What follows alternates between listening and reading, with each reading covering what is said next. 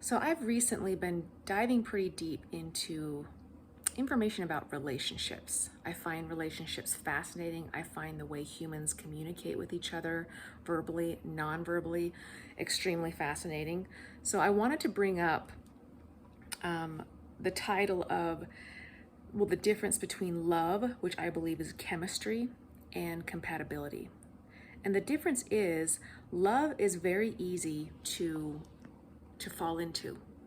Very easy. Compatibility is a little bit different. I believe compatibility requires a little bit of work, a little bit more awareness behind it. So love can happen very easily. I really enjoy, and this is kind of my secret, but I really enjoy watching dating shows. I used to watch them because it was drama. Now I watch them, particularly Love is Blind. I really like that one, but there's several other ones because I started watching these and I started observing the way that they reacted, the traumas that were coming up, the wounding that was coming up when they started to date people and get to know people. So you notice with these people, they would fall very quickly. Like, oh, I've never felt like this before. I know this is the person that I'm gonna marry. I love, love, love, love, lots of love bombing. And before it was like, oh, I want that, right? I used to think that. I didn't know. And now I think to myself, you don't even know this person. You are in this phase of falling into love.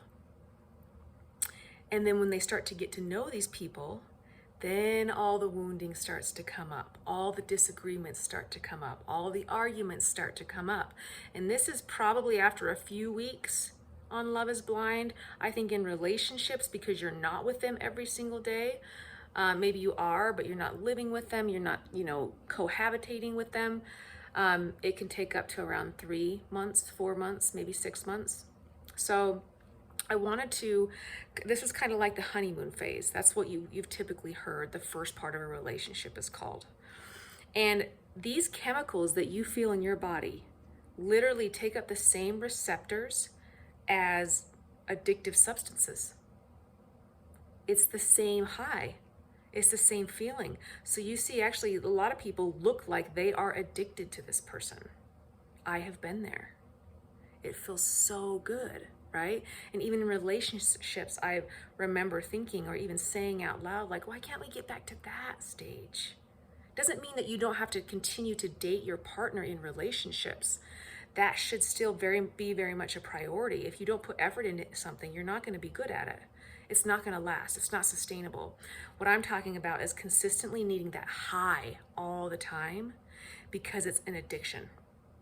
So I do believe relationships can be addiction, just like food can be an addiction, just like drugs can be an addiction, TV, all the addictions you can think of, same thing.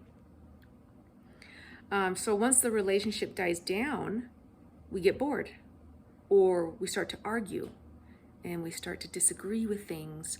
And then some people are just like, I'm done. This is too hard. I don't want to do it. I'm done. Depending on your conflict resolution and how you choose to handle that, it could last longer, it could last shorter. But if these things don't get figured out, they weigh a huge weight on your relationship or place a huge weight on your relationship, and it just builds and builds and resentment starts to stack up. If your voice is not being heard, if you're not expressing your feelings, if you're not sitting down and having conversations about how to find a solution, how you can meet each other in the middle somehow, all those things. So then if they do choose to leave, then the pattern repeats itself. And you continue to keep finding the next best thing over and over and over again. And when the high parts of the relationship wear off, you've got nothing because there's no foundation built. So it's a choice whether you want to go through it or if you want to walk around it and find somebody else to find the high, and then you will get to the same spot again. There is no relationship that does not argue. And if they don't argue, then they're not speaking their truth, in my opinion. Arguments aren't bad. You have two different people. Most people attract in their opposites. And the reason being is because those are areas that you admire, that you don't have, that you can learn from, that you can apply to your life if that betters you as a person. You can learn all these different qualities and different ways about them to better yourself. That's why a lot of times we attract opposites. It's not a bad thing. It can be a really, really good thing if we choose to. So relationships are mirrors, and believe me when I tell you this, most of 99% of my learning experiences, 95, have been in relationships. They are the ones that trigger me the most. They are the ones that show me ways that I can learn and grow. And we need to give ourselves grace to fail. As long as we have the desire for growth, we need to give ourselves the ability to fail. And same with our partners. If you're not allowing them to fail and make mistakes, even though that they're trying and they're working on it, are you doing that for you? Are you doing that for yourself? Are you allowing yourself, or are you not allowing yourself the same thing that you're expecting from them? So if you're not allowing it, then you shouldn't allow it from you, and that's not healthy. We should allow failures, and not failures even, just mistakes, because we're human. So relationships are a mirror. So for me, my first relationship, I can look back and see I was very young, not that that's an excuse, but I only knew what I knew, and most people only know what they know. They are where they are. In my first relationship, I was looking outside of myself for happiness. That is exhausting, by the way. And if he was in a good mood, if he was in a bad mood, and I've done this in several of my relationships where couldn't be happy if they weren't happy. If they weren't happy, then I couldn't be happy until they were happy. It's like this control because I felt safe if the outside of me was good. So that's one example. And I learned this as a child, believing that my true self, my opinions weren't accepted. The opinions of others, my authorities, were accepted over mine. So then I began to search outside of myself to perform and behave in such a way that was approved of. You see what I'm saying? And that's where I was receiving my happiness. Oh, okay, well, I'm good. If I agree with that, I'm good. And then I felt safe, even though it was completely dysfunctional. But that was all that I knew. So compatibility, in my opinion, is a much deeper, more meaningful connection in relationships, because you are willing to really see the other person where they're at and know that they have a desire to grow and to learn from you, even though you do have arguments and you do have disagreements, because it will happen. But when you can see that both people have a desire to grow with each other and give them the ability to make mistakes and to create that safe space and to hold space for the other person, it can be a beautiful thing. It can be an extremely beautiful thing. So both in the relationship, get to want this. A deeper connection also, if the person is not ready for it, it can be very frustrating. It can be very triggering. A lot of people will say, it's too hard. I'm done now.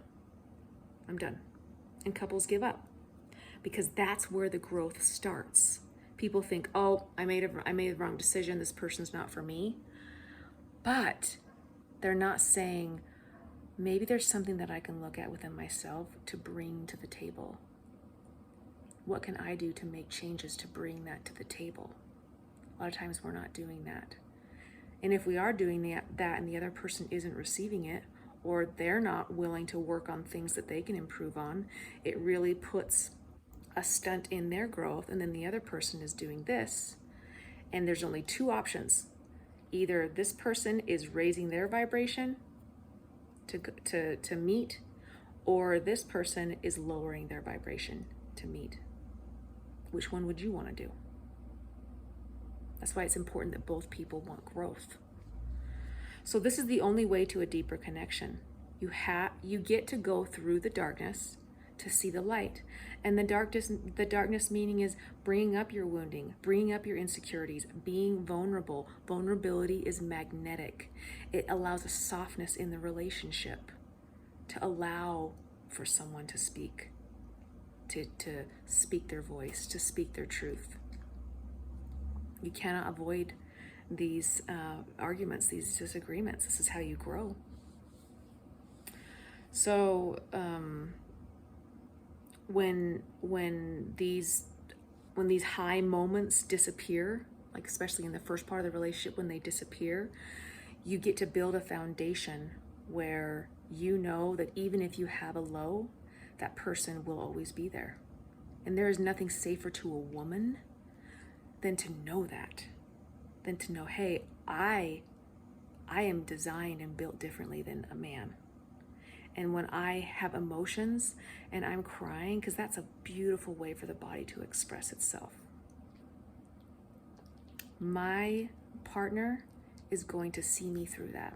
Not take it on, not try and fix it, but see me through it and hold space and have understanding. Such a beautiful feeling for a woman. So I've had many experiences where I've had friends or family members, and you can, because you're kind of like this third party, you're looking at them and their relationships, and for whatever reason, well, for a reason, you can see that they are not compatible with this person. But they don't have the emotions nor the feelings attached to this relationship like the person, like your friend that's in it.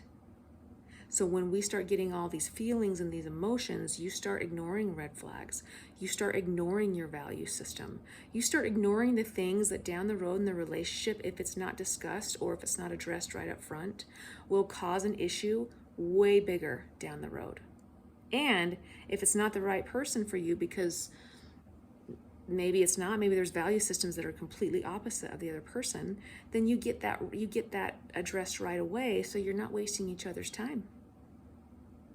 And when you don't do that, it's because you're exactly where you're supposed to be, and you only know what you know, and you'll eventually learn that if you choose to stay in the relationship.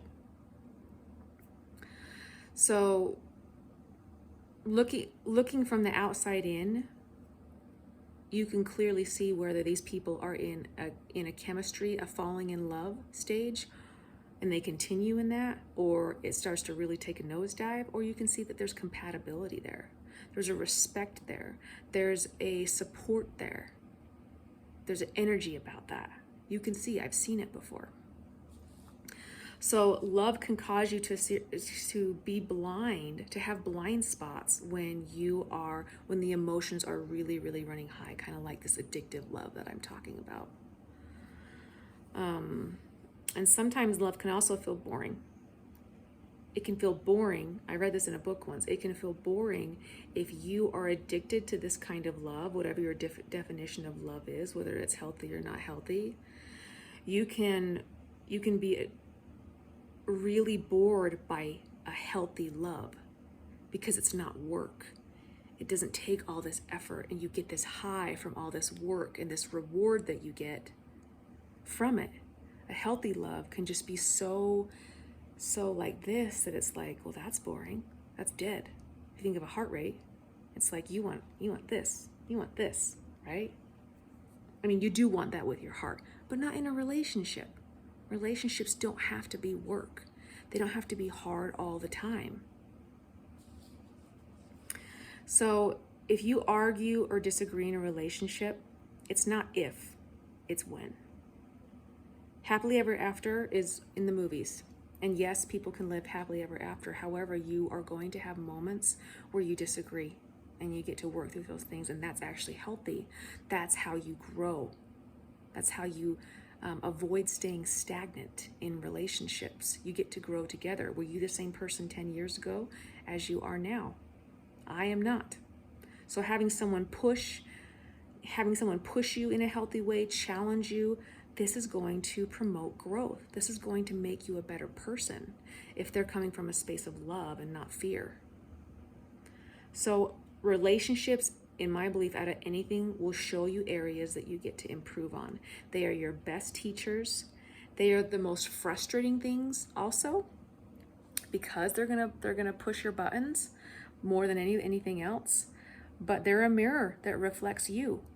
So they are mirroring parts of us or you that you're choosing not to see, or that you're suppressing, that you're pushing down, that you're not ready to face. Or maybe you are, but it's going to bring those things to the surface.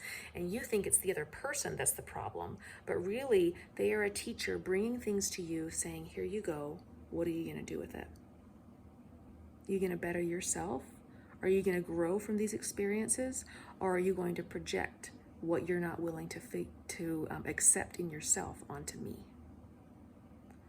Yeah, that's good.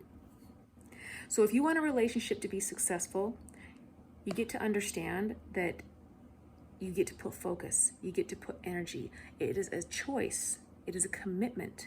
So anything successful in your life is going to come from those qualities. You're not going to be a good businessman or a businesswoman if you don't put energy towards it. It just doesn't come to you. It's just not that it's just there because you did a little bit of work and now it's like, okay, I'm good, I got it.